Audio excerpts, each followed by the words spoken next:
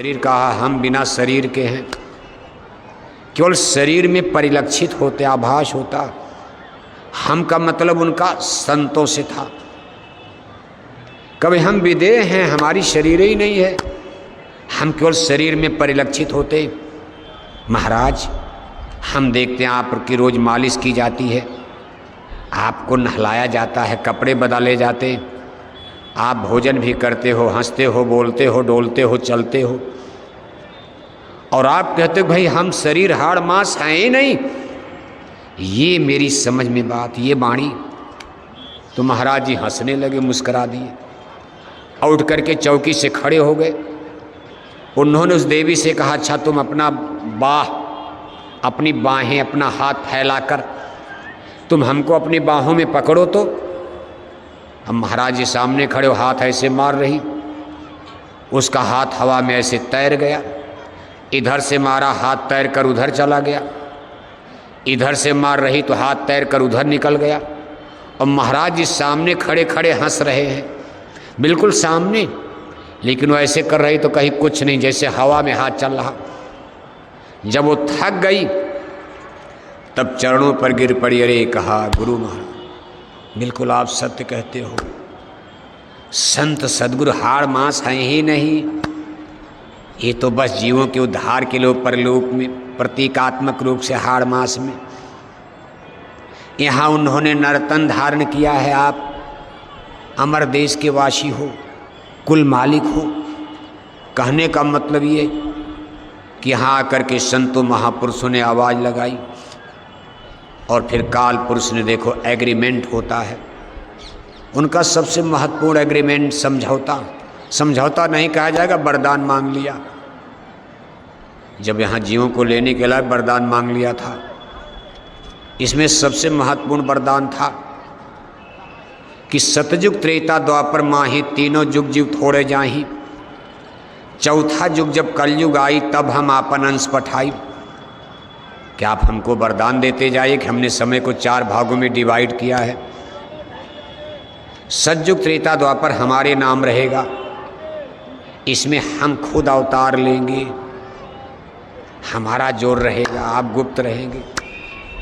आप रहेंगे लेकिन गुप्त रहेंगे, संत मत आपका गुप्त रहेगा। इसीलिए कहा सतयुग त्रेता द्वापर बीता, कोई न जानी शब्द की रीता। समझौता हो गया, उन्होंने एग्रीमेंट स्वीकार कर लिया। कायो मस्तु 3 युगों में आपका काल मत चलेगा, आपका ही डंका बजेगा, आपका अवतार होगा। उन्होंने अवतार लिया भी संसार में धर्म की रक्षा के लिए। सतयुग में तो किसी विशेष अवतार की जरूरत नहीं थी, क्योंकि सब लोग शाकाहारी थे। बिगाड़ त्रेता युग से हुआ तो रामा अवतार हो गया, काल अवतार, काल रूप में तिनका भ्राता, शुभ हर अशुभ कर्म फलदाता। द्वापर युग लगा कृष्णा अवतार, हे अर्जुन मैं कालों का काल महाकाल हूँ। लेकिन चौथा युग जब कलयुग आई तब हम अपने अंश पठाई।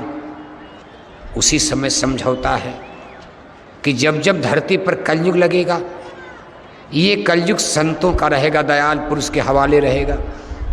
इसमें जीवों का उद्धार होगा, इसमें हम अवतार नहीं लेंगे, लेकिन हमारे अंश जाएंगे। हम छोड़ेंगे इतने नहीं, हमारे भी अंश रहेंगे, हमारा भी मत, हम भी फर, नहीं तो सारी हमारी नगरी उजड़ जाएगी। हमको भी कुछ अधिकार दीजिए। यानी कलयुग में भी हमारे अंश रहेंगे, हमारा अवतार नहीं होगा। इसलिए कलयुग में कोई रामकर्ण के अवतार की व्याख्या नहीं है। रामकर्ण की तरह से कोई भी अवतार कलयुग में नहीं होता।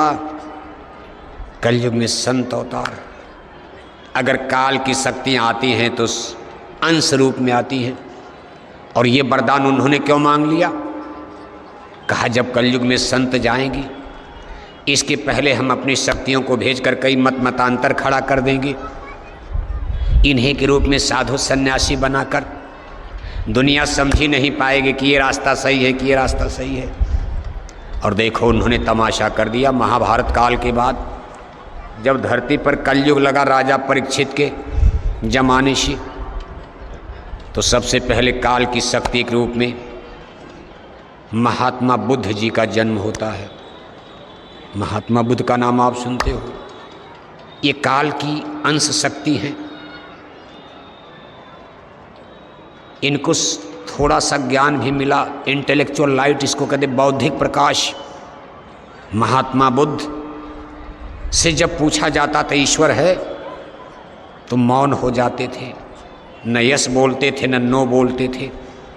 बाद में चलकर उनके मत में लोगों ने ईश्वर को इनकार ही करके नास्तिक मत चला दिया। इसलिए बौद्ध धर्म को नास्तिक मत कहा जाता है।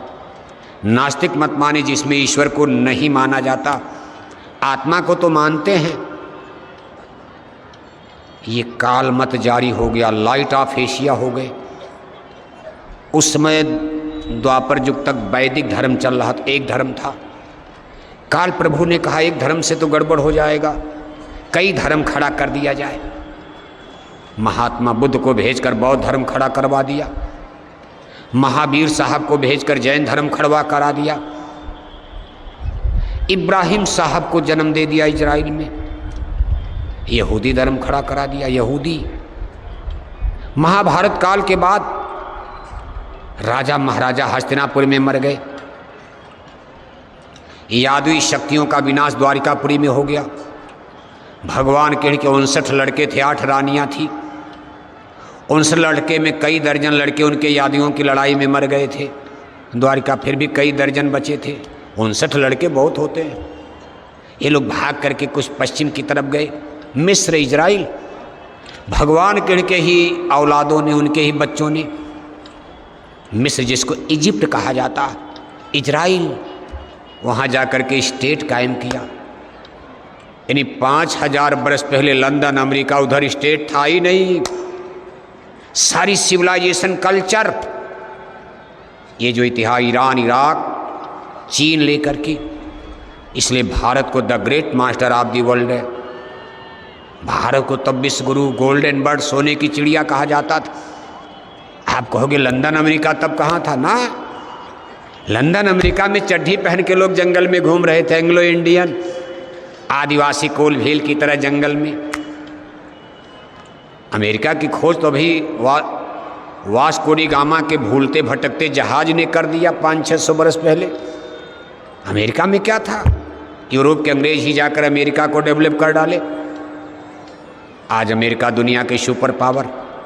लेकिन 5000 बरस पहले अगर पूछा जाए, आज जैसे आपसे पूछा जाए दुनिया के सुपर पावर कौन है, तो आपकी जुबान पर अमेरिका आएगा, अमेरिका।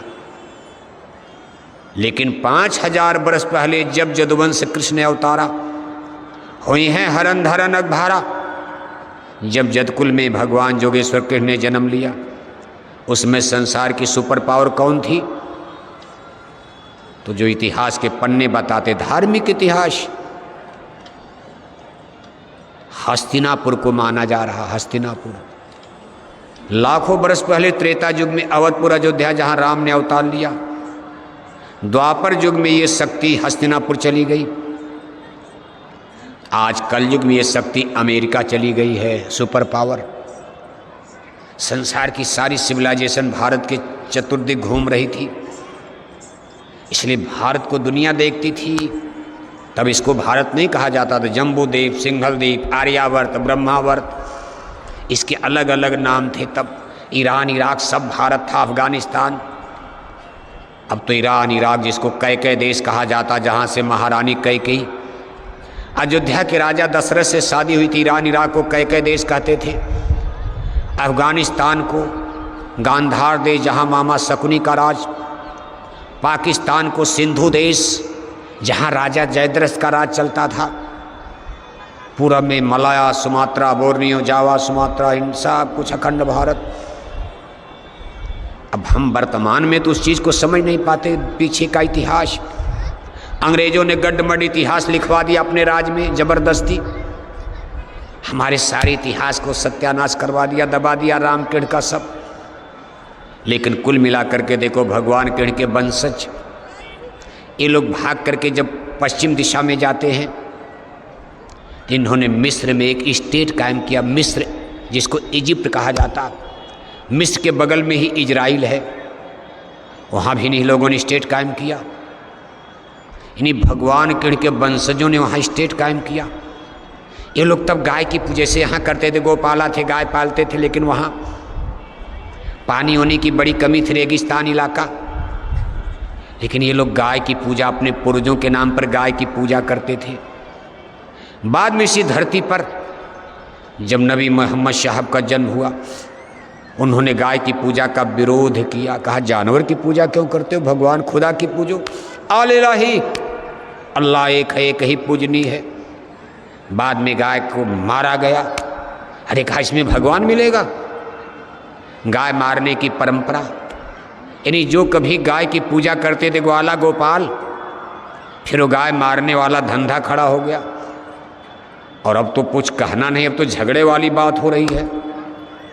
कोई कहता गाय माता है, रक्षा करो, कोई कहता गाय मारो, ईद मुबारक, पूजा हो जाएगी। वही लोग भारत से चल करके जब गए तो गाय की पूजा करने वाले थे।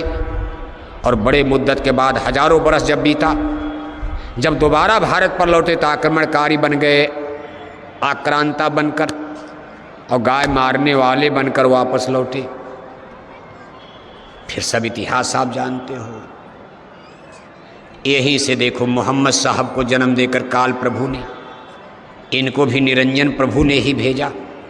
जाकर दुनिया में कुछ ऐसा मत चला दो गड़बड़ सड़बड़ हो जाए।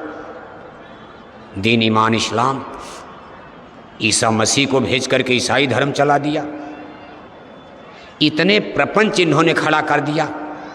जब सब अपना ताना बाना बुन लिया, तब ऊपर से आवाज़ आई, भाई अब हम आ रहे हैं।